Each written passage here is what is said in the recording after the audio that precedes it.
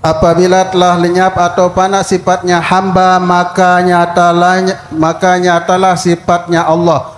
Dan apabila fana sifat Allah, nyatalah Allah. Ini yang dimaksud dalam hadis al-fana'i fillahi wahdatul wujud la mawjudu illallah. Tidak ada wujud, hanyalah Allah. Lenyapnya rahasia kepada yang punya rahasia, dan lenyapnya sifat kepada zatnya. Nah, yang inilah, orang seperti inilah yang sampai kepada Allah sesuai dengan hadis qudsi.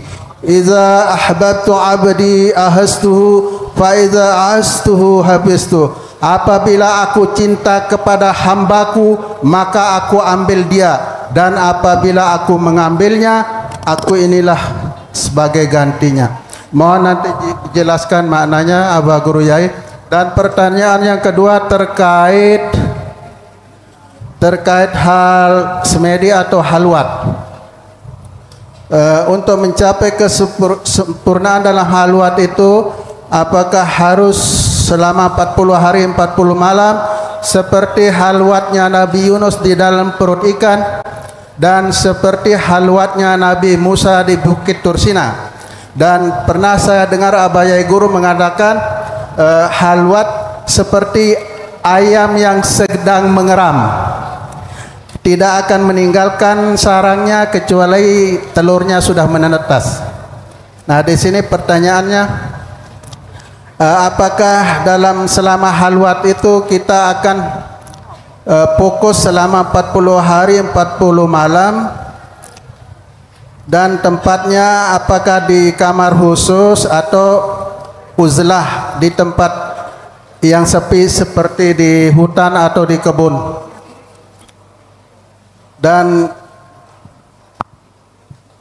yang terakhir, apakah bisa halwat itu dilakukan pada malam hari saja, kemudian siangnya bisa kita aktivitas dalam kerja? Itu saja Abah Guru Yai, mohon dijelaskan. Wabillahi taufiq wal hidayah. Assalamualaikum warahmatullahi wabarakatuh. Waalaikumsalam warahmatullahi wabarakatuh. Jikalau dalam hati seseorang yang Allah sebut sebagai min ahlil auliya illah, calon bahkan sudah menjadi kekasih Allah,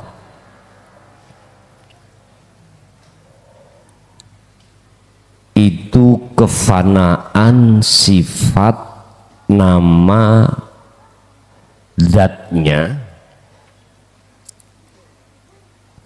maka itulah yang kami sebut sebagai orang yang sudah sampai pada tujuan.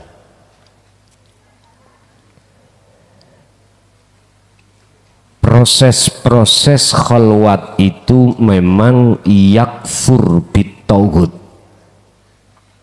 Untuk bisa mencapai wayu mimbillah, maka wajib memfanakan seluruh apa yang kami sebut tadi, termasuk nama, sifat atau zat. Dan itu kami sebut sebagai tauhid.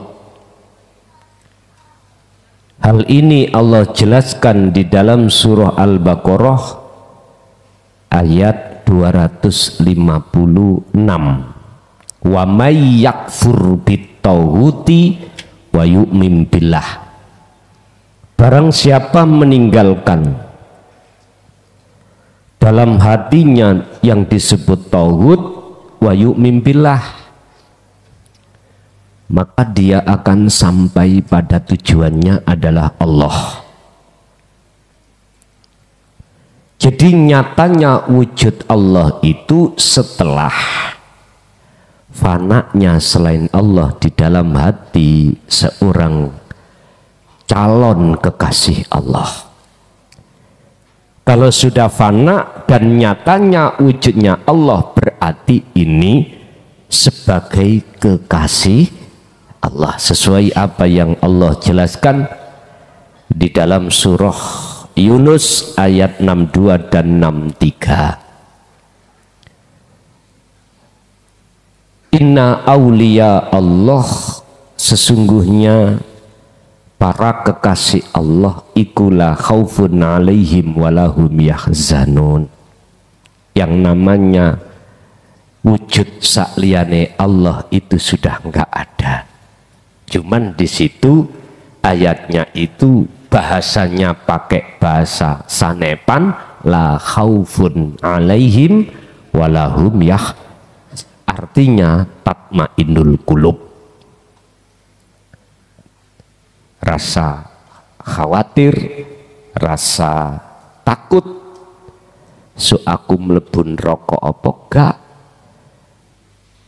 ki aku iso rabi apa gak, bojoku ning ndi yo gak ero, nek wis rabi aku iso ngingoni apa gak, basa wis duwe anak iso mondokno anak apa gak. Wis hati enggak ada rasa khawatir. Utangku iku kesaur apa gak, gak ada. Siapa mereka? 63 Allah jawab, yaiku alladzina wong akeh amanu sing atine imane sudah bener, wakanu yattaqun, dan merekalah yang disebut orang yang bertakwa. Niki artinya otomatis Pak, wujud nyatane Allah di dalam kefanaan perkara yang wujud itu akan terjadi manakala wujud sing kok terko wujud sing asline mboten wujud itu tidak wujud. Bingung wis? Saya ulang, wujud di dalam kefanaan, wujudnya Allah di dalam kefanaan itu akan terjadi dalam hati calon kekasih Allah terlebih dahulu. Sebab apa perkara yang kau anggap, kau terka, kau sangka wujud, yang sebetulnya itu tidak wujud, itu akan digerus atau dihancurkan oleh sesuatu yang wujud. Kemarin saya katakan, mengapa sih dalam Al-Quran itu wujud Allah itu gak batin tok, kok dinyatak noning dohir? Tujuannya untuk ngusir wujudnya makhluk sing kok terko wujud. Asline iku wujudnya Gusti wis ngelu maneh tambahi rapopo. Wis kudu ngono memangnya. Wal awal wal akhiru wal zahiru wal batin. Pun itu yang pertama. Yang kedua tentang kholwat.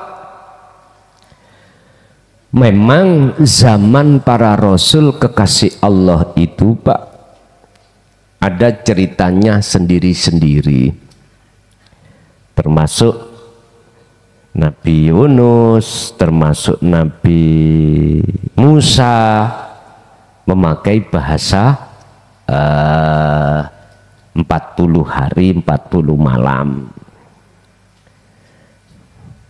Terus kemarin memang saya launching kok iso yo kuwi yo kaya umure endok telur. Artinya kita memposisikan di mana himmah sejo gede kuwi untuk menuju dan bertemu Allah itu diletakkan mana. Kalau Rasulullah itu beliau lakukan hatta ya'tiyakal yakin. Surat Al-Hijr ayat 90. Ya 90-an itu.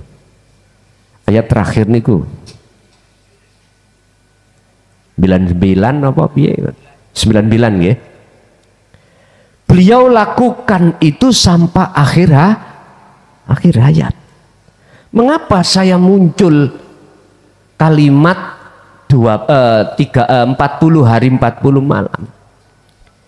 Padahal sebetulnya yang namanya khalwat itu sampai akhir hayat.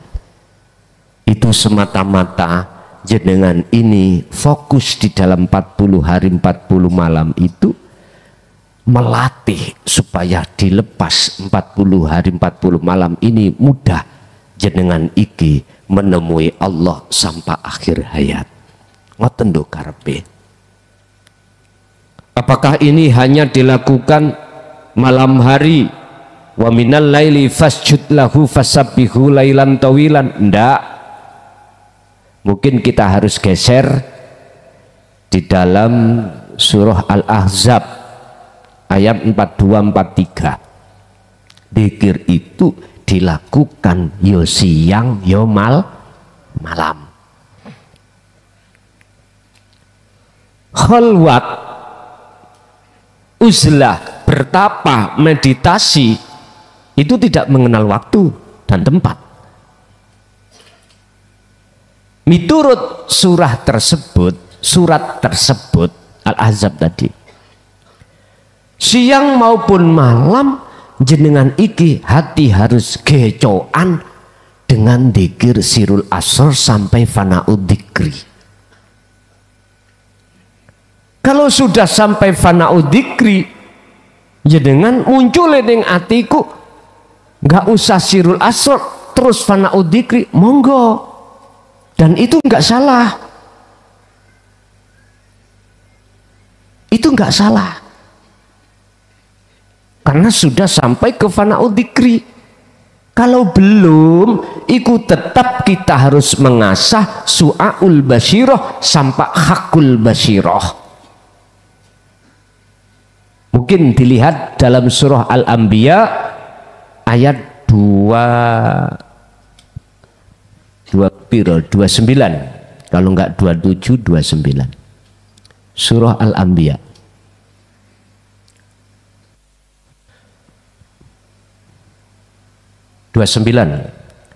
Wa may yakul minhum inni ilahun min dunihi fadzalika najzihi jahannam. Sing sapa wonge, wa may yakul, wa man lan utai sapane wong iku yakul ngucap sapa man minhum iku setengah saking golongane man iku ngucap apa, inni ilahun min dunihi. Artinya apa? Tidak ada sesungguhnya ingsun iku ilahun pangeran min dunihi kang sakliyane ingsun. Artinya bagi orang-orang yang masih belum di ainul basyirah, artinya baik di su'aul basyirah ataupun di bawahnya su'aul basyirah, yaitu dzikir sirri lan dzikir jahri, nggak boleh, nggak berlaku atine muncul aku Allah, nggak iso. Nanti iku muncul dengan sendirinya, mboten saged. Karena ini hubungannya sampai iktikad. Hubungannya adalah dengan rasa. Nggak bisa itu, Pak. Sami kali ibu ini. Ibu tukang hamil. Ibu nggih. Belum waktunya babaran atau waktunya melahirkan, disuruh untuk melahirkan wat didenteni, ya ora iso. Nanti kalau itu sudah waktunya yang Allah tetapkan datang, gak usah ngeden, gak usah nguat, wat sendiri, metu diri.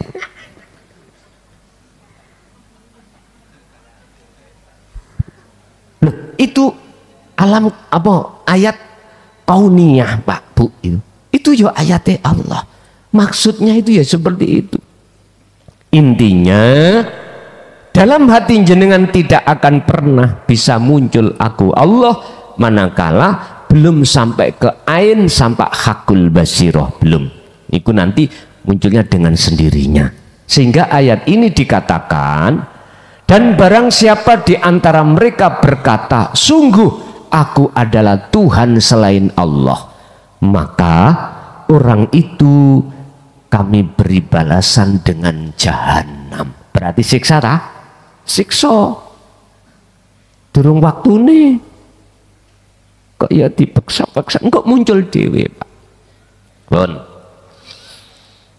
Boleh khalwat itu Anda laksanakan, tidak harus ada di kamar saja, boleh juga di tengah-tengah kerja. Lah itu tadi Allah katakan dalam surat Al-Insan, Wadhkur isma rabbika bukratan wa asila. Pagi dan siang, pagi dan siang, siang dan malam, pagi, siang, sore, malam. Dan ini sudah diteladankan Kanjeng Nabi. Tinggal kita mau melaksanakan atau enggak. Dan ini tidak akan pernah dilakukan oleh kita sebagai umat manakala kita belum terlibat di dalam pemahaman la ilaha illa anta. Jadi khalwat itu tidak harus 40 hari 40 malam. Hal ini harus jenengan lakukan sampai kematian jenengan miturut surat Al-Hijr 99. Kalau miturut Al-Ahzab itu hanya membahas baik siang maupun malam tetaplah kamu berzikir, ingat pada Tuhanmu, fasabbih, dan sucikanlah hatimu dari perkara selain Allah itu, baik bukrotau wa asila, baik siang maupun malam. Okay. Urusan nanti kapan waktunya jenengan iku dikatakan liqa, bertemu Allah atau di maqam syahadah Allah, itu sudah Allah janjikan bahwasanya itu pasti akan terjadi. Mekaten.